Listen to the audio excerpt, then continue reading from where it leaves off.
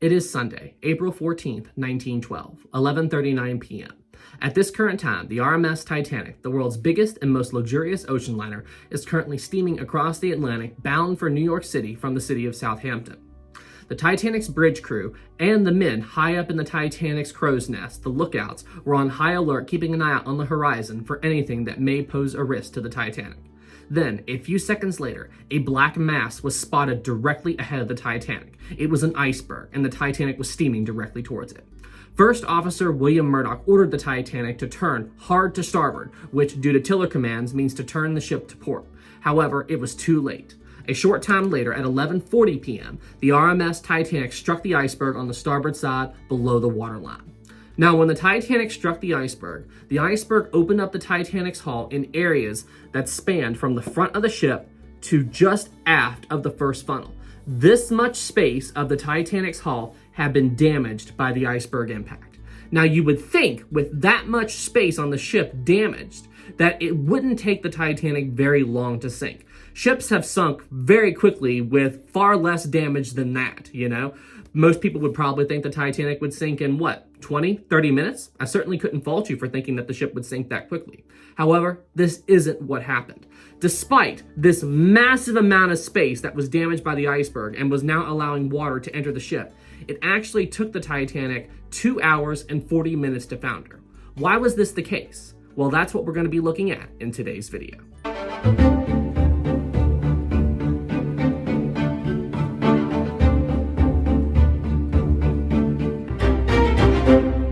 Hey everyone, if you like my work and would like to help support me further, please consider joining my Patreon.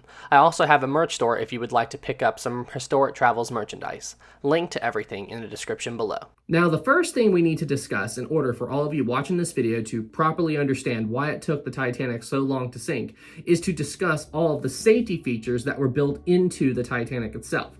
Because if you don't understand the safety features that were put into the ship, then there's no way you'll understand why it took the Titanic so long to founder.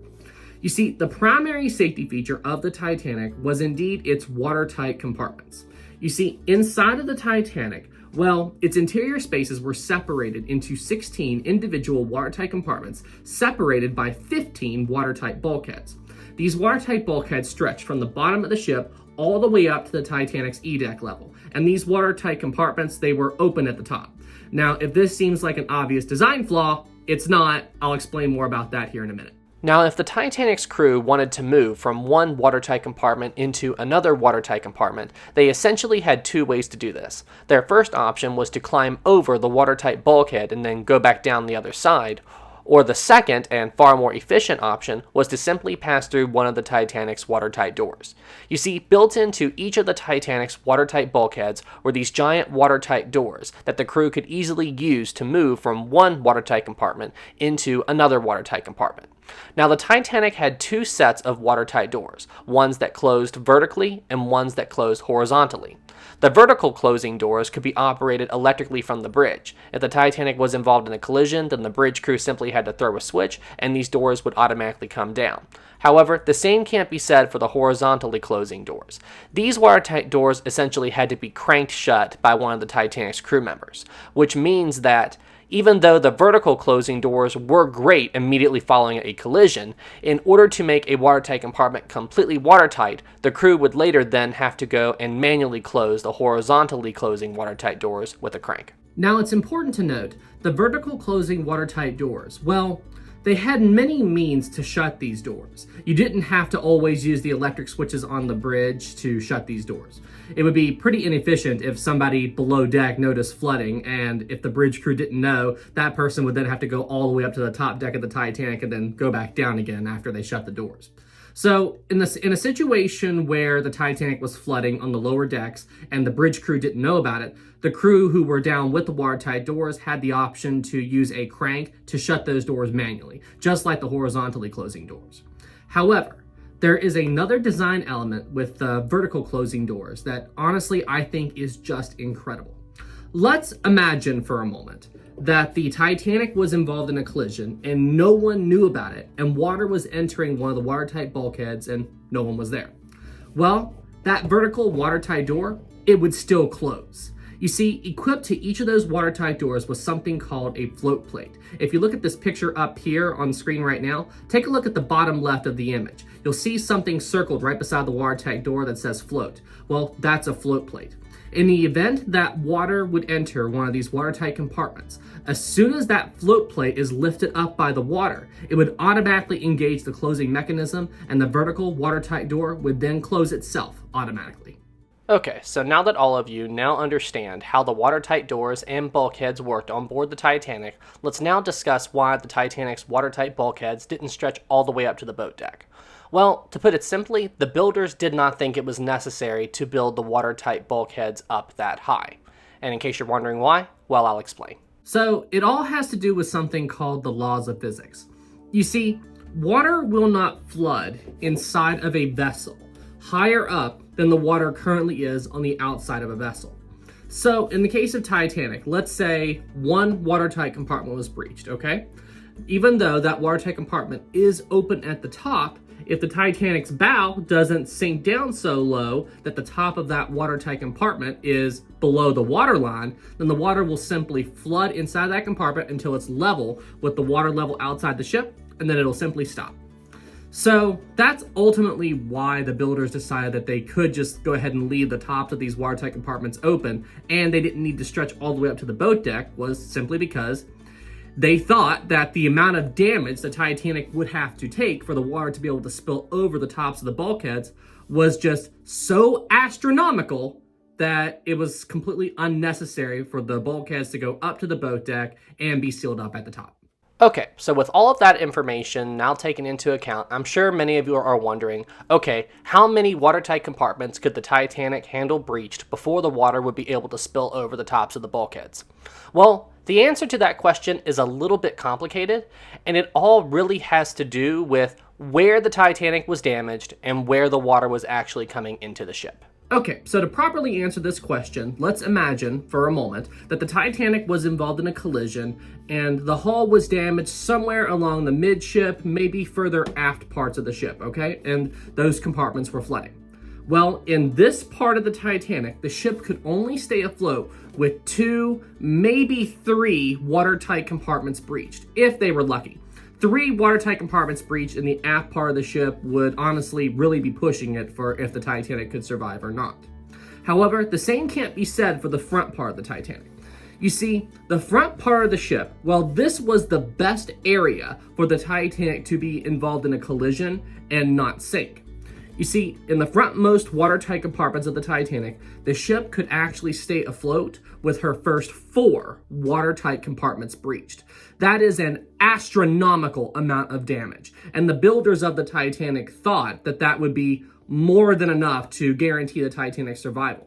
With the first 4 watertight compartments breached, the Titanic's bow would not dip down low enough in the water for the water to be able to spill over the tops of the bulkheads and travel back and back further into the ship. And because of this, the Titanic would be safe from foundering. Okay, so now let's imagine a situation where water had breached some of the Titanic's watertight compartments and water was coming in. How would the crew deal with the incoming seawater that was already inside the Titanic? Well, this is where another safety feature of the Titanic comes into play, the Titanic's pumps. So the Titanic had 2 different types of pumps on board, bilge pump and ballast pumps. And believe it or not, these pumps weren't just used in the event that water was flooding inside of a ship. They actually had everyday uses. You see, the primary use of the bilge pump was to pump out excess water that may accumulate inside of a vessel during everyday operations, like in locations called bilge wells. If excess water was found there, they would simply just pump the water out with the bilge pumps and throw it into the sea. The bilge pumps were also primarily used to drain water that did find its way inside of a vessel in an emergency. Now, the ballast pumps, well, the primary role of the ballast pumps is, you see, all vessels have things called ballast tanks in them. And the ballast tanks are located, all along the bottom parts of the ship. And their primary role is to provide stability for a vessel while it's at sea. So let's pretend that for some random reason, a vessel is unstable and it's leaning a little bit to port. It's operating normally, it's just listing a little bit to port. So what they would end up doing is they would use the ballast pumps to pump water from a port side ballast tank and move it into a starboard side ballast tank to help correct the uneven distribution of weight, and this would cause the vessel to even out and continue going at more or less an even keel. This is the primary purpose of both the tanks on board the Titanic or any other seagoing vessel. Now, in the event of an emergency, both sets of pumps could be used to pump out water that was making its way inside of a damaged watertight compartment. However, the thing you need to understand about the Titanic's pumps is the ship did not have pumps along the entire length of the bottom part of the vessel. The pumps were actually located more or less along the midship level, which means that there were a lot of watertight compartments that did not have any pumps in them. Take a look at this plan of the Titanic right here. You can clearly see the locations marked in blue and red where all of the Titanic's pumps were located. So essentially what this means is that if the Titanic was involved in a collision towards the front part of the vessel, well, in order to pump water out of those damaged watertight compartments, the crew would have to run hoses from the locations that the pumps were actually at on the Titanic, and then once those hoses were in place, the crew could then pump seawater out of those damaged watertight compartments. Okay, so now that we've covered all of the main safety features of the Titanic, let's now try to answer the ultimate question of this video. Why did it take the Titanic so long to founder? Now, to properly answer that question, let's now discuss what actually happened to the Titanic as a result of the iceberg collision. When the Titanic struck the iceberg, as I stated at the beginning of the video, it opened up parts of the hull from the front of the ship to just aft of the first funnel. Now, it's important to note that it wasn't one big gash from the front of the ship to just after the first funnel. It was more like small punctures here and there. But even still, 6 watertight compartments were opened up to the sea as a result of the collision with the iceberg. That greatly surpassed the 4 watertight compartments that the Titanic was designed to handle at the front of the ship.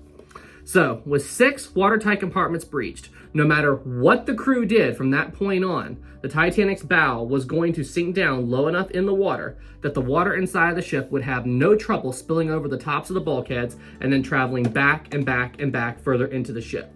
So, at this point, the only thing that the crew could do is try to use all of the safety features built into the Titanic to try to delay the ship from sinking. And ultimately, that's what the crew on the Titanic decided to try to do on the night she went down. Now, even though the Titanic had lost 6 watertight compartments and the ship was doomed no matter what the crew did, the crew still did decide to shut the watertight doors, and by doing this, it would create additional time before the water would be able to fill up the compartments completely and begin spilling over the tops of the bulkheads. Once this was done, the crewmen that were fighting the flowing water below decks decided to use the Titanic's pumps in order to try to hold back the water further. However, as I stated earlier in this video, the pumps simply weren't located in areas that would make it easy for the crew to begin using the pumps to hold back the water. It would take additional time to set them up. There was one pump, one bilge pump to be more specific, located in the 6th watertight compartment to be breached, otherwise known as boiler room number 5. This pump was switched on pretty quickly, and they were successful in keeping the water out of this compartment for a while. The crew then began to work running hoses from the pumps that were further back in the ship to the forward compartments to use them to try to hold back the flow of water. However, the additional time it took to run these hoses to the front part of the ship allowed additional time for the water to continue to flood inside of the Titanic uninterrupted. Eventually, the Titanic's crew did get the hoses up to boiler room number 5, and they were switched on, and this room was honestly completely pumped dry for a short period of time. However, eventually the water overtook the pumps that were in that room, and the crew were forced to evacuate. So once the crew lost boiler room number 5, essentially what they did from that point on was they continued to use the pumps in whatever room they had access to, just to try to slow down the flow of water. As far as I know, the pumps on the Titanic were never switched off. They continued to try to pump out water for as long as they could, and even though it was a completely losing battle, by doing this, the crew probably bought the Titanic at least 15 additional minutes. So, as you can see, it was a bit of a combination effort between both the actions of the Titanic's crew and the safety features built into the Titanic that ultimately helped the ship last longer than what you would typically expect. And maybe a little bit of luck. So there's one more theory about how the sinking of the Titanic played out that may have contributed greatly to how long the ship lasted that I have not told you about yet. You see, Since this was the Titanic's maiden voyage, one of the men who helped design the Titanic, Thomas Andrews, was on board. After the Titanic struck the iceberg, Andrews went everywhere on the ship to try to figure out exactly how much damage the vessel took. Now, if you would like to learn more about Thomas Andrews, I did make a dedicated video about him. I will include a link to that video in the description below. I highly encourage you guys to go and watch that video. His story is definitely extremely interesting. Now, after Thomas Andrews finished up all of his inspections, he eventually concluded that he thought the Titanic would last somewhere between an hour to an hour and a half. And then after that happened, he thought that because the Titanic did damage on the starboard side, he thought the vessel would continue to lean further and further over to starboard, and then eventually the Titanic would simply capsize and go down. However, this isn't what happened. It is true that the Titanic did develop a starboard list not long after the iceberg impact. However, despite what Andrews originally thought, the starboard list didn't grow. It actually evened out as time went by, and eventually the Titanic took on a port list. And then in the final moments, the ship actually returned to more or less an even keel before she finally went under. It's due to the fact that the Titanic didn't continue to list further and further over to starboard that helped the Titanic stay stable for longer and ultimately slowed down the rate at which the ship was sinking. But ultimately, how did this happen? Well, we have a theory. So what many of you out there may not know is that during the Titanic's maiden voyage, the crew was actually dealing with a coal fire that started up in the aft starboard side coal bunker of boiler room number 6. And the crew was dealing with trying to put out this fire all throughout the Titanic's maiden voyage. Now, to put out a coal fire, and that sound was just me setting the model down, to put out that coal fire, what the crew had to do was shovel coal out of the starboard side coal bunker, douse the fire, and then move the coal over to the port side coal bunker. Now, by the time they got the fire out, and they did get the fire out shortly before the ship hit the berg, they had moved 300 tons of coal from the starboard side coal bunker over to the port side. Now, as a result of this massive shift in weight, it had a noticeable effect on the Titanic's trim. After this was over, the Titanic was continuing to operate normally, but with a slight 3-degree list to port. 300 tons is a lot of weight. Now, the theory is that due to the fact that there was this shift in the weight of coal, that 300 tons of coal on the port side of the Titanic may have helped the Titanic resist the flow of water after the ship hit the berg. Don't forget, the Titanic actually struck the iceberg on the starboard side, the opposite side to where the coal was. So that means that when the water was trying to pull the Titanic over to starboard, that 300 tons of weight on the opposite side was fighting to keep the Titanic on more or less an even keel. It wouldn't win, but it did help. So not that long ago, this team of scientists was working to try to figure out exactly how long it took the Titanic to sink. They put in all of the calculations, or their best guesses, I should say, into how much damage the ship got by the iceberg and everything, and they simply wanted to let this computer simulation try to determine how long it took the ship to sink. However, they were confused by the results they got. According to the computer, the Titanic should have capsized and sank roughly an hour to an hour and a half after the collision with the berg. Now, they were very confused by this, but what many people thought was interesting was the fact that the computer was saying it should have sank right around the time that Thomas Andrews thought the ship would go down. However, that isn't what happened. The Titanic actually stayed afloat much longer. Then they had the idea to put in the shift in weight that would have happened to the Titanic due to the crew moving the 300 tons of coal from the starboard side to the port side. And after they did this, the Titanic lasted in the computer simulation roughly 3 hours before she went down. So when people saw that, they were like, holy crap. By moving that coal from the starboard to the port side, it actually helped the Titanic resist the water for a while. Because honestly, it is a miracle the Titanic didn't capsize. Most ships, when they sink, capsize. Honestly, I can't think of very many ships that went down like Titanic did, minus the breakup. So if you really think about it, the fact that the Titanic was on fire was honestly a miracle of the Titanic because it helped keep the ship stable longer, thus it gave the crew more time to evacuate the passengers from the ship by launching as many lifeboats as they could. You can't forget that it took the crew roughly 1 hour to launch the first lifeboat from the Titanic. If the ship had went down in an hour to an hour and a half, like what Andrew said, the crew would have barely had time to launch any lifeboats before the Titanic eventually went down. So yeah, as you can plainly see, it was a combination of good luck, the incredible determination of the Titanic's crew, and the key safety features that were built into the Titanic that helped the vessel last as long as she did. And you know, guys, a lot of people today like to give the Titanic, a bad rap. They like to say, oh, the ship sank her first time out because she was badly built and all that. Honestly, after watching this video, I hope all of you can see that nothing could be further from the truth. The Titanic was an incredibly well-built ship. She was just put into an impossible situation that she had no way to survive. And even when she was in that situation, she held up extremely well and gave the crew a good amount of time to try to launch as many lifeboats as they could and save as many lives as they could. If this ship wasn't as well built as it was, she would have sunk a lot quicker and a lot more lives would have been lost.